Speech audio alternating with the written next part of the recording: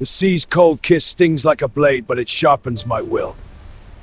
A Nord story to Stunban Bay!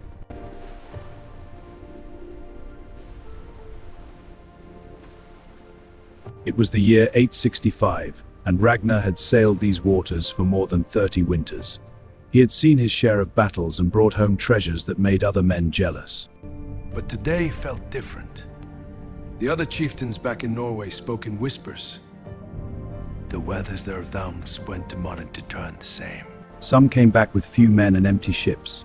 Others never came back at all.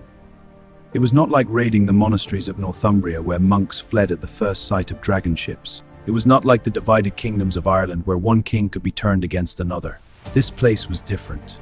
This place fought back in ways that made even hardened warriors nervous. I gathered you, my best men, for this voyage. Each of you has proven yourself in battle. You know how to form a shield wall back. And to swing an axe and shoot. They trusted their chieftain and he trusted them. But as the jagged cliffs of the northern coast appeared through the morning mist, Ragnar felt something he rarely experienced. The coastline looked like piece of the solid tethering bottom from any ship. Sharp rose frost and greyed, it topped with bread and rocks blooming the wind. I have sailed these waters before, but never this far north. Never to the places where the local people still painted themselves like the old warriors of legend. This beach will serve. Pull the ship ashore and set up camp. Quickly now, tents and fires.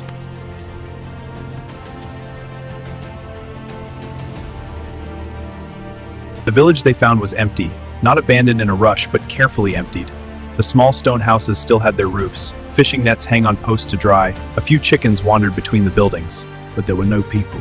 Ragnar walked through the silent village with his hand on his sword. His men searched every building but found nothing of value. No gold, no silver, not even much food. It was as if the people had known the Vikings were coming and had taken everything important with them. An empty village is never safe. We are being watched.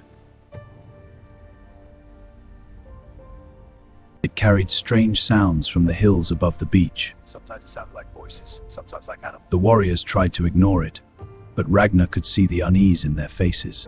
The first man disappeared around midnight.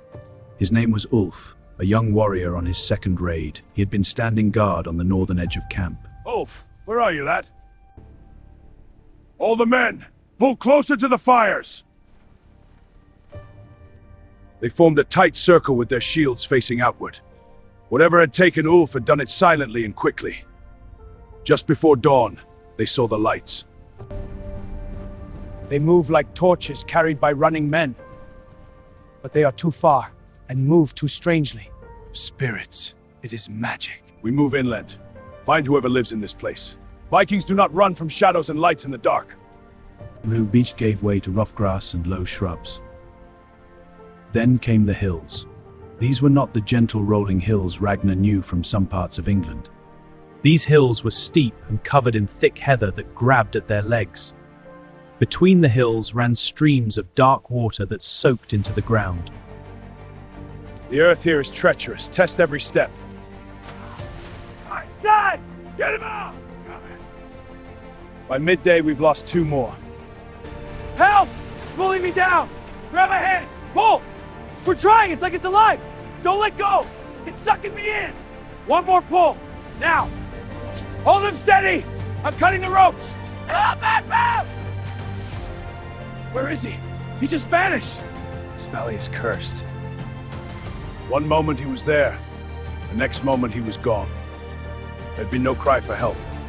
Ragnar called a halt in a clearing. His men were afraid now. He could see it in how they stood close together and jumped at every sound. These were warriors who had faced shield walls and sword points without flinching. This invisible enemy is breaking their courage. I must do something or risk new control of my men. Well, they grew infantes but carried themselves like warriors. They wore no armor that Ragnar could see.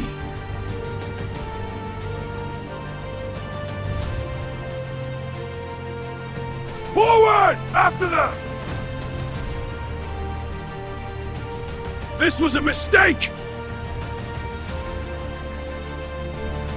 This way! On the rocks! These rocks are treacherous! Push through the bushes! Keep moving! This slope is brutal. Almost there! Don't stop! Top further away, waiting and watching before disappearing again. The sun sinks. We are deep in unfamiliar territory. Separated from our ship, night is coming. Stop! Defensive positions now! There! The outcrop! Move! Form up! Cover all sides! There they waited as darkness fell again. The attacks came in the deep night. Not a full assault. An arrow would fly from the black and strike a warrior. I could only huddle behind their shields and wait. By morning, 5 more men were dead or wounded too badly to walk. Ragnar had started with 20 warriors. Now he had 12 who could still fight.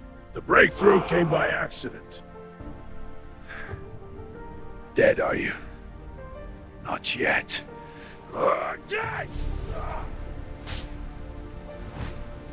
Hold him! He's breaking! We wait for dawn. The prisoner was a man of perhaps 30 winters. He had dark hair and eyes that showed no fear even though he was captured. His skin bore blue marks, tattoos or paint that formed swirling patterns. You call me Fred. Snackmails. Sukan. He won't answer. Let me try. We know these waters. We seek honest trade. Trade? Tala, var är nyckeln? Du talar mitt språk? Lite grann, vi måste prata. Varför ska jag lita på dig? Because I can free you. Your name, prisoner? I am Brede, a warrior of the Bis, a Pict. You speak our tongue? From trade, as you speak ours. Tell me of your people's struggle. We have fought invaders for hundreds of years. Hundreds of years, this changes everything. And now you understand our burden. First, the Romans had come with their armies and their walls. The Kangdid itself had defeated them. They too had sacked and Sigmas the southern lands, but found the northern mountains and forests too difficult. The Vikings are strong in open battle. Aye, they are strong. On flat ground or on the sea, few could match them. But here in the highlands, open battle never happened. The local warriors knew every place, namely Dristum and Shuckles. They struck from hiding and faded away before the enemy could respond. They never gathered in large numbers that could be defeated in one battle. Instead, they bled invaders slowly, taking 1 or 2 men at a time until the invaders gave up and left. But there was more. The local people called them brocks. These towers had been built by their ancestors long ago. They served as watchtowers and refuges. From the top of a broch, a watcher could see for many miles. Viking ships on the coast! Light the signal fire! Gather the valuables to the hills! Hurry! Drive the animals! Empty, they fled! Ragnar listened to all of this and understood something important. He had been thinking about this place the wrong way. He had approached it like raiding England or Ireland. Find a target, attack it, take what you want, and leave. But this land did not work that way. The real wealth here was not in gold or silver. It was in the land itself, in the fishing waters and the grazing areas. And the people who lived here were not going to give that up easily. That night I made a decision that surprised my men. He told them they would not continue trying to conquer this place. My lord? What then? Instead, he would try something different. Through Bjorn and Brede, he sent a message to the local leaders.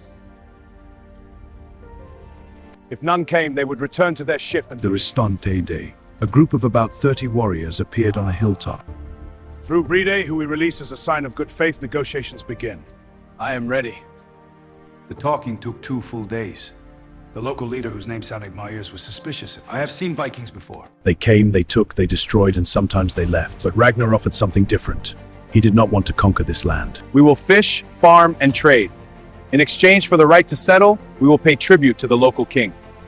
They would not raid the coastal villages. In fact, they would help defend the coast from other raiders if needed. In return, they wanted safe harbors for their ships and the right to trade for the things they needed. Garnet was no fool.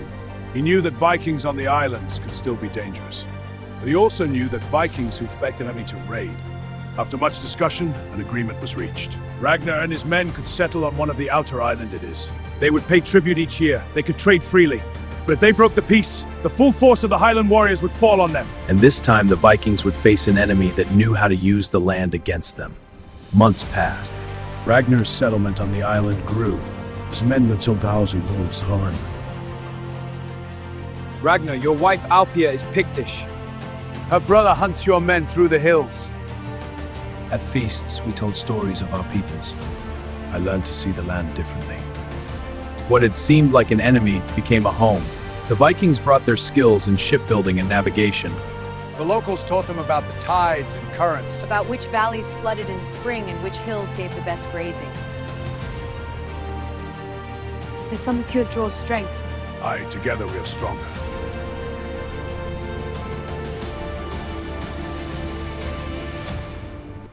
Father, cut the leaf. Father, what is life? A saga of blood and fate. Why did we never conquer those lands, Father? We are Vikings. We conquered England and Francia. Why not here? We are strong on the sea and in open battle, my son. But that land belongs to people who know it better than we ever could. The mountains and forests and bogs are their allies. To conquer them, we would have to become something we are not. We would have to give up the sea and our ships and learn to fight like they do. And even then, we might fail. Sometimes the greatest strength is knowing when to adapt instead of conquer. Nafoy and his father's tongue.